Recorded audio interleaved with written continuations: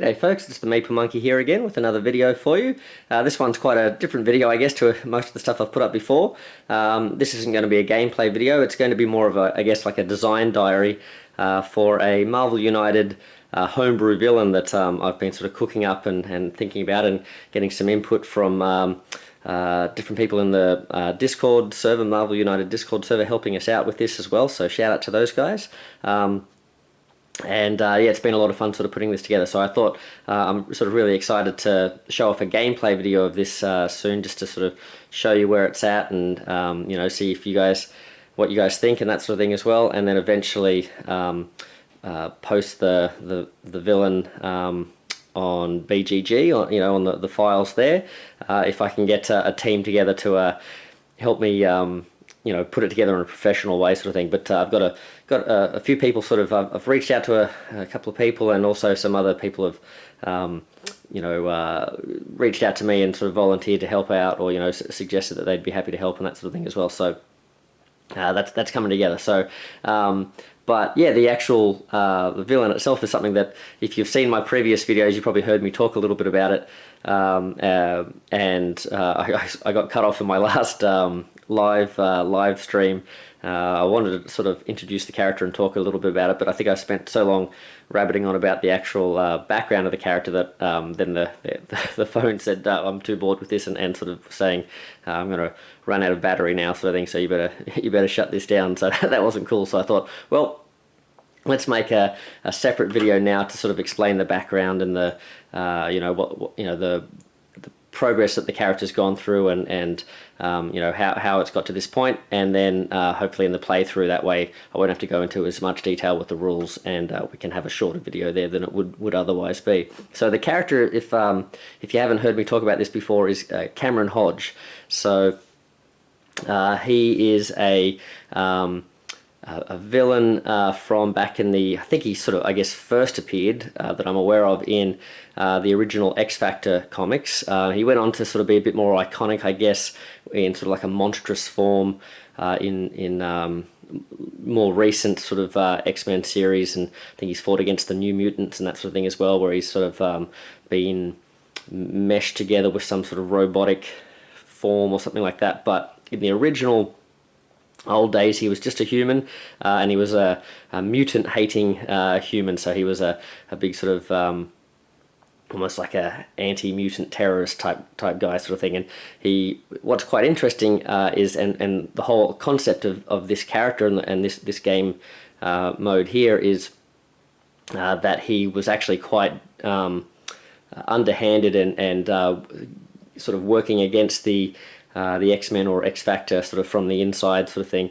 And it was that I guess was the seed for this whole thing, you know, with this multiverse campaign that's going on at the moment, that I'm sort of really enjoying and really excited about. Probably the biggest thing I've been excited about is just all the new villains and all the great sort of change up to gameplay and stuff that they're bringing to an already, you know, excellent game in that regard. Probably my favorite thing about Marvel United in general is that you know, every game from game to game feels so different with the different villains, and so you know, with all these new villains we're getting in the campaign, it's just been really inspiring. And recently playing with BGG files, or you know, villains that are in the homebrew sections there, and just being really impressed by those designs that people are posting up. Yeah, it's just been sort of in the back of my mind that, you know, wouldn't it be cool to sort of create a villain. And thinking about Hodge and his background, and the fact that he sort of created X Factor, sort of tricked Angel Warren Worthington, who was his old roommate or something like that, who he was really jealous of, and that sort of started his hatred of mutants or whatever it was. He sort of tricked him into reforming the X-Men after they'd been disbanded, but in the form of this X Factor. And the idea was that at a time where mutants, there was sort of simmering tension, and mutants were kind of being vilified in the press by the politicians and the people and that sort of thing. He had this idea that, oh, you know, we should band together and help mutants. And what we're going to do, we're going to pretend to be like an anti-mutant Ghostbusters team where people can call this number and we'll go and deal with the mutants for them. But we're only going to do that because what we're really going to do is go and rescue these mutants and bring them under our protection and train them up and help them out, sort of thing.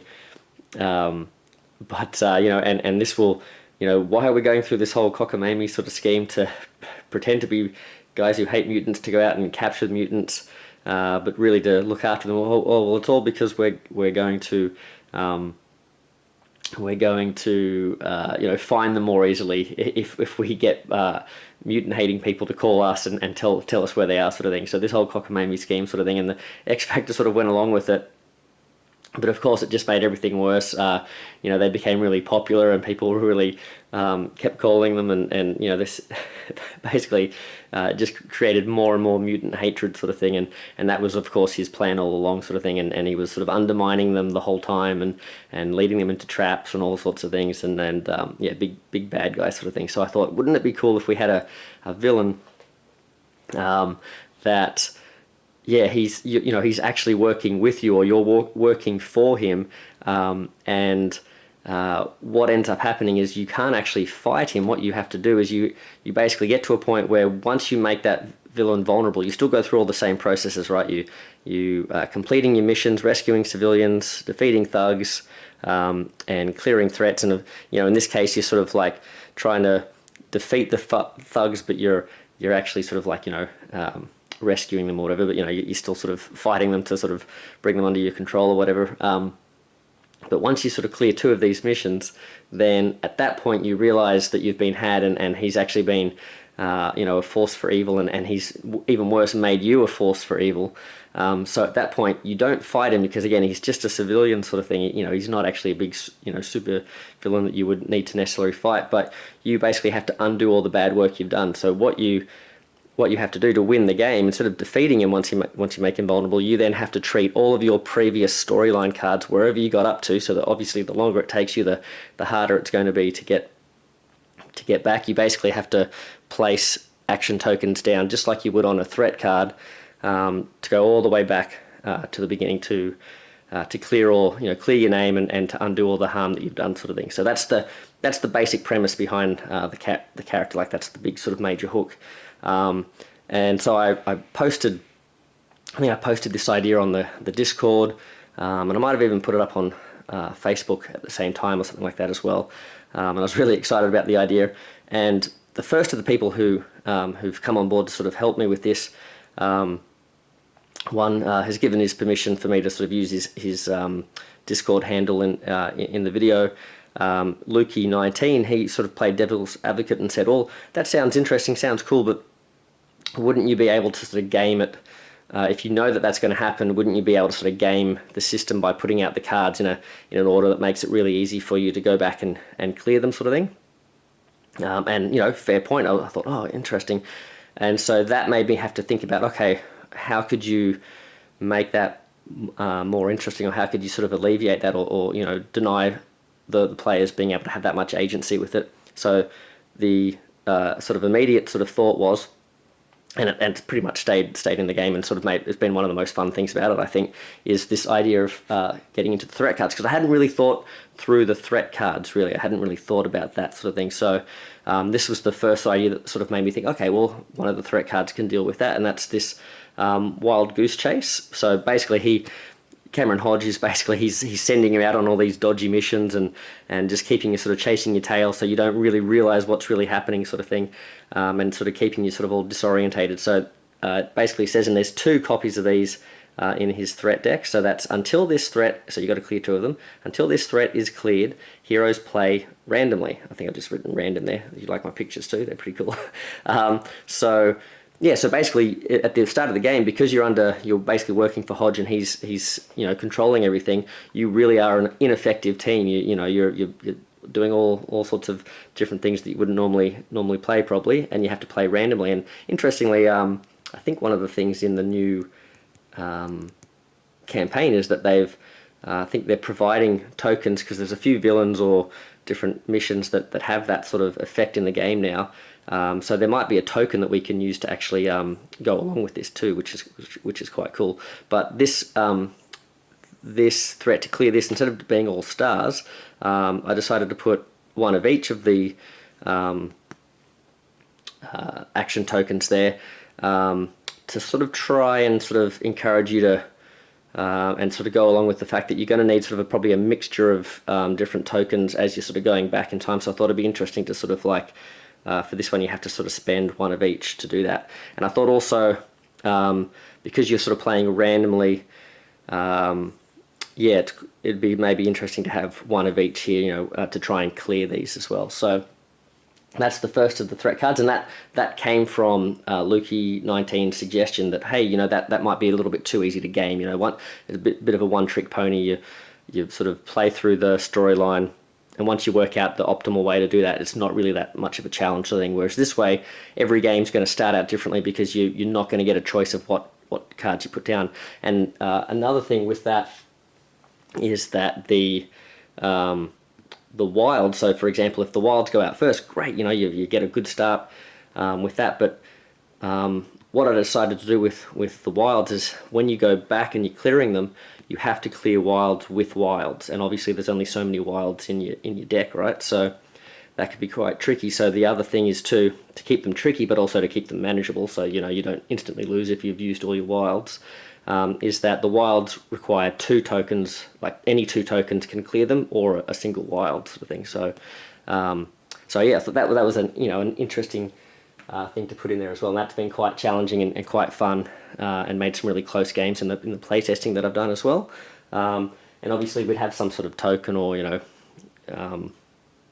something like that we could put on the last card in the storyline. So say at this point here, this is where you were able to clear, or clear 2 of the missions. You'd put that there, or on because it could happen on a hero or a villain turn.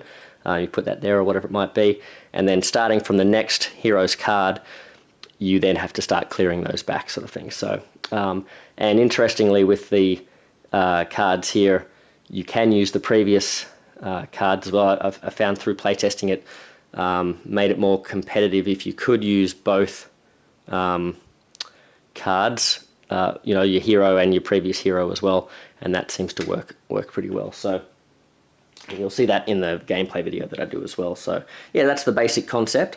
So hopefully that sounds cool to you guys as a start. If not, well, maybe not the villain for you sort of thing. But I thought that was quite cool sort of thing. So, and then I think before I go into some of the other threat cards, I might take you through some of my basic ideas with this very cool artwork here of Hodge. You can see why I need an artist. I need to build a team here, graphic design and artist and all that sort of stuff. But the other thing about him, so the way he sort of affects you is he doesn't really do a lot of damage to you, because he's trying not to overplay his hand. He's trying to sort of keep himself in the shadows, but he's like, when the cat's away, the mice will play, sort of thing. So he essentially, what he does is he wants you to be away from him. He doesn't want you to track him down. He basically damages you when you're out away from him. So what I've done is, instead of making him damage the whole team though, because I didn't want him to be a character that sort of just smashes you, because that's not his thing. He only deals 1 damage to any 1 hero. So he's not going to, if your whole team is spread out and they're not near him, only 1 hero a turn is going to take damage. But it's that sort of drip, drip, drip sort of small damage across time that he sort of does to you, sort of thing, just to sort of slow you down and make you sort of reach this point at a later stage and that sort of thing as well. So I don't know if you can see that when there you go. So yeah, he deals 1 damage to any 1 hero not in the villain's location, and then if all heroes are in the villain's location, obviously he's not doing any damage to you, but I thought I'd still like him to have some sort of an effect there. So he adds a thug token to the opposite location. I think I might have. I'm trying to think if that's the latest version of the rules. I think I either had him putting it in the opposite location or on either location to him. Maybe it was the opposite location. Yeah. But anyway, you can see it's hard to track when you're making these things. But I think maybe that is the latest version. Now the other thing too, as we were playing through this, or not playing through it, but talking through it and that sort of thing. Another Discord member who I haven't got permission to use their name or their handle yet, so I don't want to sort of do that at this stage, just in case that's something that they don't want. But I am very thankful for all their input, because they've given a lot of really good sort of ideas to help sort of really bring the character to life, but also really make the game play more interesting. Give me some good ideas here. So that person sort of was saying, oh, maybe you could have the character sort of, as you're collecting, rescuing civilians and defeating thugs, every turn you sort of check to see if he's messing with civilians or messing with thugs, and he sort of takes those away from you, or makes you sort of lose progress with that, and you have to sort of go back, sort of thing. And that's kind of like a theme throughout his all of the sort of aspect of gameplay that I've then sort of kept up. And he had a few different sort of iterations of thoughts on that, and I've sort of taken that and run with it, sort of thing. And he basically, what he does is I'll show you some of the examples here. I guess this is what we're looking at. So I think the idea was that he was going to do it with all of his cards, but what I eventually ended up doing was only putting this into half of his cards. So then this is sort of given a big theme or a flavour for his deck. So he's got half of his cards are like these ones, and then the other half is sort of like a traditional putting out thugs and civilians and bamming. So what he's got here is he's got 3 of these ones that say loss of mutant trust, or whatever it's going to be in the end, but he discards half, rounding up, of the thugs. Oh, and that was the other thing too. How are we going to manage, tracking, how many you lose and all that sort of stuff? Well, what happens is when you capture or, defeat thugs or rescue civilians, you don't put them directly onto the mission card. You put them on his dashboard. So in any one round. So basically all the hero cards, whenever they're doing that, they put all the stuff they're doing on the dashboard. And then when it comes to the villain's turn, you check to see what he does. And if he has one of these cards, then he's going to discard half. And in fact, I think I've changed the discard. So what he does is he takes half of them from you. So in this case, it's thugs, and there's another one where he does it to civilians. So there's 3 of these and 3 of these, and I've just put different movement values for these. And interestingly, he doesn't bam with these ones. But he then basically places those ones that he's stolen from you. He places them starting from his location, and then one in each thing going around. He places those back out onto the board. So not only is he sort of stopping your progress, but he's also working towards his overflow goals as well. And there's one for civilians and one for thugs. So he's both sort of riling up the civilians against mutants, and he's also sort of messing with the actual mutants and trying to hunt them down when he can without you looking, and that sort of stuff as well. So using his super soldiers that he sort of is in command of that you're not aware of. So so that's the sort of half of his master plan deck is sort of built around that design. And then the other ones are these, and again they're half civilian, half thugs, and he's putting out different numbers. I had them all, I think, at 1, 2, 1, and then through play testing I sort of decided to sort of play with that a bit and generally have him put out a bit more than that. So I think he's got some that have 3, 1, 1, and 2, 2, 2, 2, and 1 in the middle, sort of thing. So he generally puts out 5 rather than 4 returns, sort of thing. He's got different movements, and he does his BAM effect there. So that's the other half there. And regardless of whether you get one of these cards or these cards, at the end of his turn, you place any of the remaining civilians and thugs that are on his dashboard back on your mission card. So you're still getting to sort of put them out every sort of time he has a turn, sort of thing, but he might be taking half of one particular group. So that's how that works. That leads us to these cards here. So I've got one each of these cards. So these are a similar effect, almost sort of opposite effects. So they both require 3 stars, and this was the one that I was having the most trouble with, probably. I couldn't quite work out what was, how to make this work. What I wanted to have was one card representing basically both cards representing the sort of simmering tensions and the flare-ups going between mutants and humans during this time.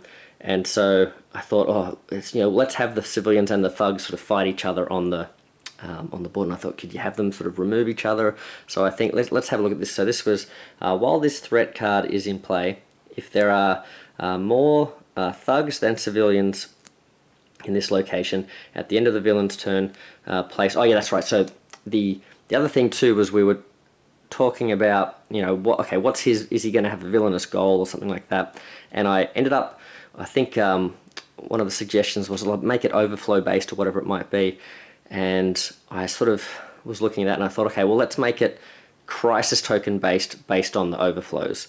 And so let's have, he basically wins if he gets a number of overflow tokens. And I was sort of playing around with, do we want to have it, multiple, or locations can get multiple tokens, and therefore if one location gets like inundated or saturated with tokens, it causes the loss, or do we want to just have it if he gets to spread them out, sort of thing. And I eventually sort of settled on if he puts them on a certain number around and they can only have one each, sort of thing.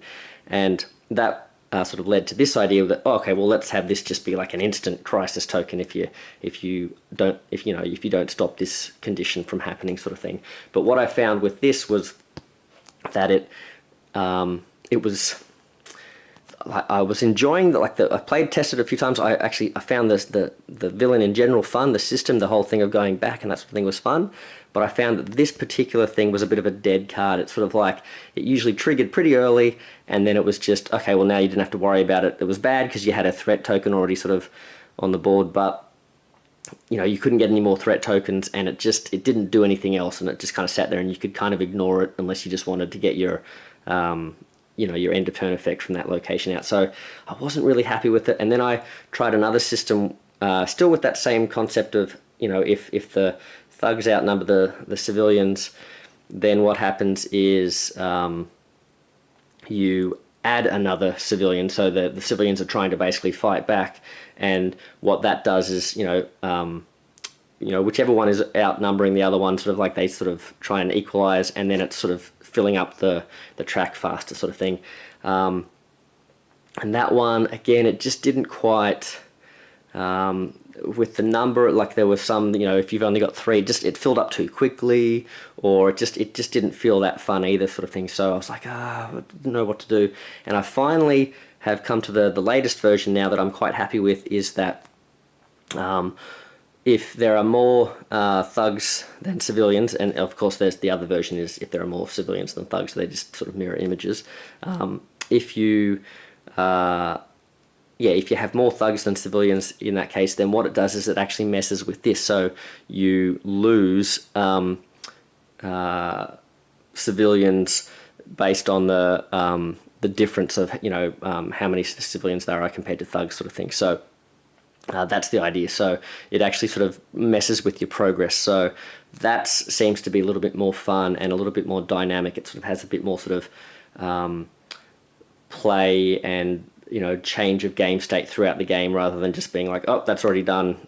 Okay, that's a dead card sort of now. So that's where that one's gone. So I think one of them I called like mutant reprisals, and the other one was like anti-mutant protests or something like that. So that's quite that sort of was probably the most.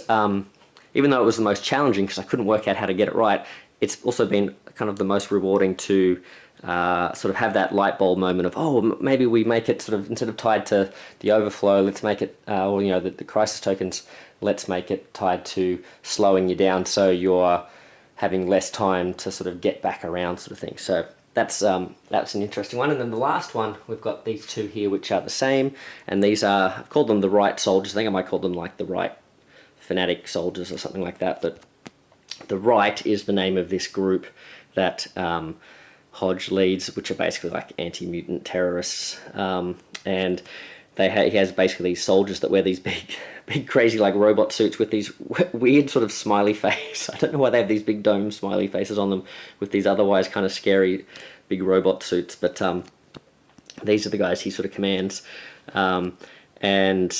So these are basically going to be henchmen. They have 4 health, and again, so we've got stars that you're dealing with. You've got these mixed ones, and then the other ones you're trying to take out are these henchmen, and that way you're sort of having to make decisions about, well, what are you going to focus on, how many symbols are you going to have left to go around back on your storyline as well. These guys have a BAM effect that triggers obviously when Hodge BAMs, and what these guys do is when the BAM occurs, you check the location, and if the location has no thugs left, so no mutants, if they've cleared it out of mutants, then you place a crisis token and they've sort of achieved their objective of that there. So yeah, they basically are a thing that are, you know, an easy way to get crisis tokens for Hodge, besides just the overflow effect. And of course, and I probably should have said the overflow effect is that he puts crisis tokens out. And if you don't have basically if you already have a crisis token in that location and it overflows again, you put it on the next one clockwise and so on around. So you can kind of like ramp up like that as well. But these guys, so not only do they put a crisis, so their goal is to sort of put a crisis token out, right? So they work towards that by damaging thugs once per turn sort of thing as well during a BAM. But basically the first thing they do is check to see if the location is clear of thugs, and if that's the case, they've achieved their objective, they get a crisis token. If it's not clear of thugs, they deal a damage to a thug.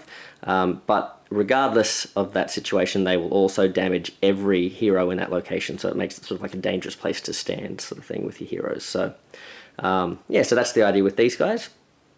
Again, cool pictures there. I need an actual artist to be able to put that into nice chibi form. Yeah, they're all the threats there. And yeah, you can see here, yeah, if there are, now this was another interesting one too. I think I had it, if there are ever a location with 3 crisis tokens, the players lose. And then I think I sort of, after play testing that, quickly realized, no, I want to have it spread out. So I sort of settled on 4 locations. And I'd been play testing with 4 the whole time for the first few games. With 4 locations, if 4 locations overflowed, then that was it. But then I realized, because I started thinking, okay, now I've got to start playtesting with different play accounts. I thought to myself, oh, hold on a second, like you can balance the game, the villain, with the number of hit points, and that's going to sort of change like keep the difficulty the same if you've got 2 heroes versus 4 heroes, because you can obviously get a lot more done with 4 heroes and that sort of thing.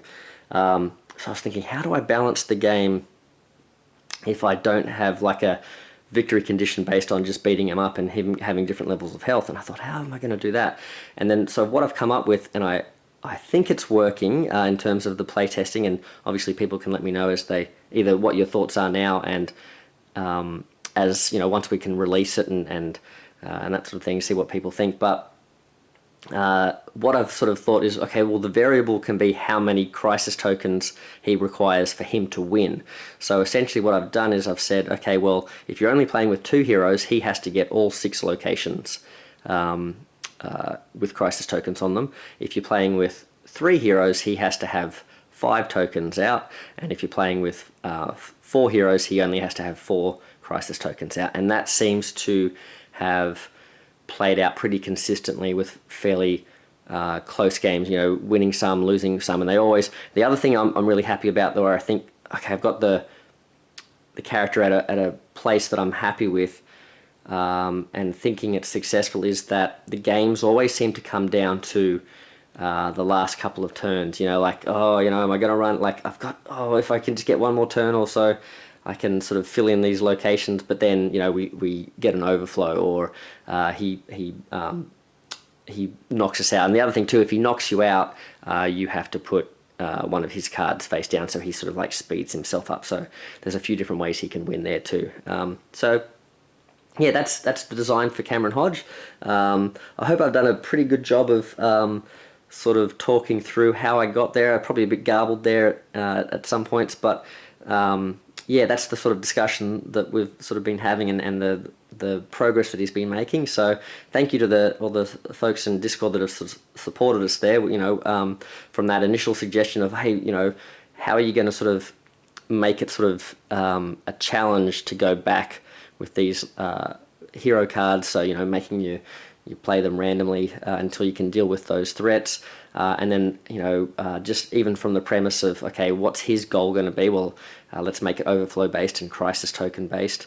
And also this idea that he sort of messes with your progress by taking the civilians or the thugs out and making you sort of work extra hard for those as well. So yeah, lots of really good stuff there. Obviously, he's going to require a few little adjustments like setup rules. So to make the mutants fighting the civilians and vice versa locations work, and to have them escalate, I'll have to put in a rule, like a setup rule, saying that regardless of what the location says on it, you always just start that location with one civilian and one thug if you get that mission on it, sort of thing.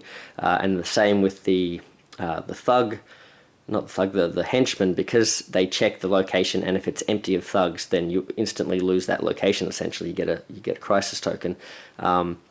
They'll have to have a rule that says, regardless of what it says on the location, always add one extra thug. Or sorry, always add one thug if there are no thugs on the location, is what I should say. So this would be fine. It's got a civilian and a thug, so that's fine. But if we got this location with just a civilian, we'd have to add an extra thug to that one. So yeah, I think those are the only sort of setup rules there that I can think of. Yeah, so interesting. It's been a lot of fun. I've been really enjoying this process of designing and playtesting and that sort of thing. Never done this before, so it's been a lot of fun. So hopefully you haven't been bored to tears by this description of the character, and hopefully it sounds intriguing enough that you'll tune into the gameplay that we do. So hopefully I'll be able to put that up maybe even this weekend or so. We'll see how we go. But yeah, so, and if you're wondering, if you think, oh, this sounds cool, but he doesn't have a model, well, I've also mentioned this before, but Minis from Mars, fantastic Etsy store, make great tokens, including these guys. Ooh. Can you see that? Oh gosh, including these little see-through guys for the thugs and civilians. But also we have Senator Kelly. I think he's the perfect candidate for Cameron Hodge, because essentially with a different paint job on his hair, if you just painted that sort of grey or white, he'd look exactly the same because he's just a guy in a suit. And funnily enough, when I did post a thing saying, oh, I'd like to make this character, wouldn't this be fun? And then I jokingly sort of put up a post saying, hey, we've been kicking this around in the Discord, for about 10 minutes. I think we're ready to rock and roll with this, or, green light or whatever. What do you think? And I mentioned Andrea in it, and he actually replied back saying, oh, that sounds like a good, interesting character, but we'd never make that because the guy in a suit isn't a good sort of pitch for a model. So fair enough. And unfortunately, that might be a bit of a spoiler, anyone who's expecting this version of Cameron Hodge, although why would you? But if you're expecting that, it doesn't sound like Simon are going to include him in this campaign because he's not interesting enough. But but Andrea basically said, go for it, homebrew it to your heart's content, sort of thing. So thank you for that. Challenge accepted, and yeah, hopefully we can get that up and running. And thank you to the guys who are supporting us in the Discord, like I said, and thank you to those people I've either reached out to or reached out to me and sort of offered to sort of help a little bit with the design. So hopefully we can get to a stage where it's I'm not not posting this up on or where are these little cards here, or this on BGG, and you have to play with this fantastic artwork. Hopefully we can get some cards that look fairly similar to the level of quality you guys probably expect from the BGG files there and that sort of thing as well. So I'm currently working on converting this stuff into a digital form so I can email that through to, or send it through to those folks who are helping us out, and they can put this together. So I'm just hoping I can get, haven't fully confirmed getting some art for this chibi art sort of thing, but hopefully we can get that done. So yeah, but anyway, well, thank you very much, guys. Hopefully this hasn't been too boring. Hopefully that sounds interesting to you, and I guess maybe even more, I hope this might inspire you guys. If you've ever thought, oh, I'd like to make my own hero and that sort of thing, and you've seen the stuff on BGG, it really is fun to do. It's it's a bit of a challenge and that sort of thing. But even someone who can't draw very well, and you know, has never designed a board game or anything like this. Luckily, we've got a great framework in Marvel United itself, and it's a lot of fun to play around with the system and that sort of thing. And so I definitely recommend giving it a go if you've got a hero that I know there's a lot of people clamoring for heroes and villains that we might never get in this campaign. So if something's missing for you, maybe have a go making it yourself and letting us know about it. So yeah, thanks guys. Well, I think that's about it for me. So hopefully I'll see you later in the weekend or something like that. But Meeple Monkey out. Enjoy the campaign.